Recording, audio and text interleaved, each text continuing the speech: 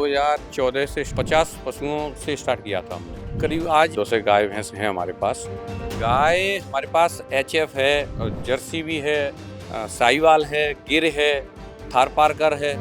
खाने के लिए एक साइलेज की व्यवस्था है हमारे पास। अच्छा। हम करीब 200 बीघे मक्का लगाते हैं अपने खेतों में। चारा देने के लिए मशीन बोलते हैं, टीएमआर बोलते हैं उस मशीन को। इस मशीन की खासियत ये है कि 200 ग्राम भी 50 पशुओं को पूरा एक बार में बराबर मात्रा के साथ इसको डिस्ट्रीब्यूट कर सकते हैं। आज हम हाईटेक गौशाला में आए हैं। इस हाईटेक गौशाला की खासियत ये है कि यहाँ पे पशुओं का ख्याल रखने के लिए तमाम व्यवस्थाएं हैं, ऑटोमेटिक सिस्टम्स है और दूध निकालने की आधुनिक तकनीक है। दूध के अलावा दूध को बेचने के लिए भी मोबाइल मिल्क यूनिट है और सबसे ज़रूरी बात, यहाँ पे गोबर गैस प्लांट है। और साथ ही में जो किसान इस पूरी गौशाला को ऑपरेट करते हैं, वो अपने घरों में इसी गोबर गैस प्लांट के ज़रिए खाना बनाने में गैस का इस्तेमाल करते हैं। तो इस वक्त हम लोग फिरोजाबाद के हैबतपुर खैर गांव में हैं और हमारे साथ जो किसान हैं उनका नाम है रंजीत जी। ये आधुनिक गौशाला कैसे शुरुआत हुई और अभी क्या खासियत है? ये हमने 2014 से स्टार्ट किया था और 50 पशुओं से स्टार्ट किया था हमने। करीब आज हम इसको लेके 200 जानवरों पे हम लेके आए हैं, 200 गाय भैंस हैं हमारे पास। आधुनिकता इसलिए लेके आए क्योंकि सबसे बड़ी प्रॉब्लम आज के युग में लेबर की है और लेबर मिलना बहुत मुश्किल है, तो मशीनों के साथ काम करना पड़ेगा। मिल्किंग करना, गाय भैंसों के लिए सानी लगाना और चारा काटना, ये सब हम मशीनों के द्वारा करते हैं मोस्टली। 200 पशु में कौन कौन सी नस्ल की गाय हैं, कौन कौन सी ब्रीड की, और फर्क क्या है, उनका ख्याल कैसे रखा जाता है उसके बारे में? गाय हमारे पास एचएफ है, और जर्सी भी है, साहिवाल है, गिर है, थारपारकर है। करीब ये हमारे पास वैरायटियां हैं। एचएफ गाय जो रहती है वो करीब उसके पास दूध की कैपेसिटी अच्छी होती है। ठीक है। तो उसके बाद दूध का समझिए आपके 35 लीटर दूध आराम से रहता है। और साहिवाल गाय है वो देसी गाय है वो। हम्म। तो उसमें उसकी कैपेसिटी 15 से 16 लीटर के आसपास रहती है। वही थारपारकर की स्थिति है, लगभग 16-17 लीटर के आसपास चलती है। और गिर गाय?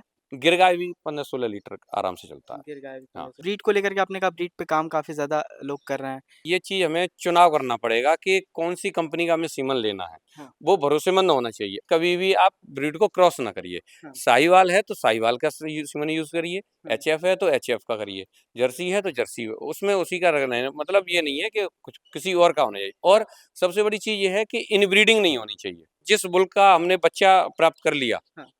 फिर उस बच्चे की हम अगली एआई उस बुल के सीमन से नहीं कराएंगे। आधुनिक तकनीक की जो बात कर रहे हैं आप लोगों ने, बताया था कि गाय को नहलाने के लिए कुछ यूनिक व्यवस्था हाँ, कर हाँ, रखी है। नहलाने के लिए क्या है? हमने शावर लगाया हुआ है। हाँ। और वो हमारा काफ़ी लोग आते हैं, बहुत सराहना करते हैं उसकी। मैं यहाँ एक चीज़ और जोड़ दूँ वेस्टेज। देखिए आज के ज़माने में अगर कुछ बचाने योग्य है तो वो है पानी। हुँ। हमारे यहाँ पानी की 0% वेस्टेज है। हाँ। हम बिल्कुल वो अभी आपको दिखाते हैं, वो हमारा पूरा एक टैंक है, उसमें पूरा पानी हम स्टॉक कर लेते हैं, फिर उसके बाद हम उसको सिंचाई में लेते हैं। ये देखिए ये शेड है और शावर चलता है, ये इस तरीके से फव्वारे में आता है, नहाती हैं। और ये पानी के लिए, निकासी के लिए यहाँ पे नालियाँ बनाई गई हैं, ठीक है? निकासी से पानी जाता है इस टैंक में हाँ जी। और ये टैंक से पानी जाता है। मोनोब्लॉक उसको खींचती है हाँ। और उसमें पाइप के द्वारा हम उसको सिंचाई में ले लेते हैं, खेतों में। खेतों में, जिससे कि हमारा कोई पानी का वेस्टेज नहीं है इसमें। आपने बताया लगभग 200 पशु हैं आपके पास। जी। उनके खाने के लिए? खाने के लिए एक साइलेज की व्यवस्था है हमारे पास। अच्छा। हम करीब 200 बीघे मक्का लगाते हैं अपने खेतों में। और मक्का लगाने के बाद फिर उसकी ऑटोमेटिक मशीनों द्वारा चॉपिंग करना हुँ। और लोड करना सब कुछ ऑटोमेटिक रहता है। हुँ। उसमें बहुत कम लेबर की आवश्यकता होती है। हुँ। और साइलेज को हम बना लेते हैं, जिसको अगर हम शुद्ध हिंदी भाषा में बोलें तो अचार भी बोल सकते हैं। इसमें ये दाना भी है और ये हरा चारा इसमें चॉपिंग करके और रखा हुआ है, बहुत फ्रेश रहता है। अब जैसे मान लीजिए ये दाना जा रहा है, तो जब दाना जाएगा तो हमारी दाने की कॉस्टिंग कम हो जाएगी। जिस जानवर को सपोज दैट कि अगर हम किसी जानवर को 6 किलो दाना दे रहे हैं, हाँ। और अगर साइलेज दे रहे हैं हम, तो उसको 4 किलो की ही आवश्यकता है। 2 किलो की हम वहाँ बचत कर लेते हैं। और इसको सानी के साथ जो मिक्सिंग फीड फीड बना रहे हैं उसमें टीएमआर में डाल के मशीन में और जानवर को सर्व कर देते ये हैं। चारा देने के लिए कौन-सी मशीन का इस्तेमाल करते हैं आप? चारा देने के लिए मशीन बोलते हैं, टीएमआर बोलते हैं उस मशीन को। इसकी खासियत ये है कि अगर कोई डॉक्टर ये बोले कि साहब 200 ग्राम कोई मिनरल मिक्सचर या कुछ कोई ऐसी दवाई जो 200 ग्राम 50 पशुओं के पास को देना है हमें। 200 ग्राम। हाँ, 200 ग्राम। तो आप कैसे से उसको डिवाइड कर सकते हैं? हुँ। लेकिन इस मशीन की खासियत ये है कि 200 ग्राम भी हुँ। 50 पशुओं को पूरा एक बार में बराबर मात्रा के साथ इसको डिस्ट्रीब्यूट कर सकते हैं। इसमें देखिए यहाँ ये हमने अपना एरिया बनाया हुआ है, इसमें गाय-भैंस आराम कर रही हैं ये, और यहाँ ये गोबर हो जाएगा।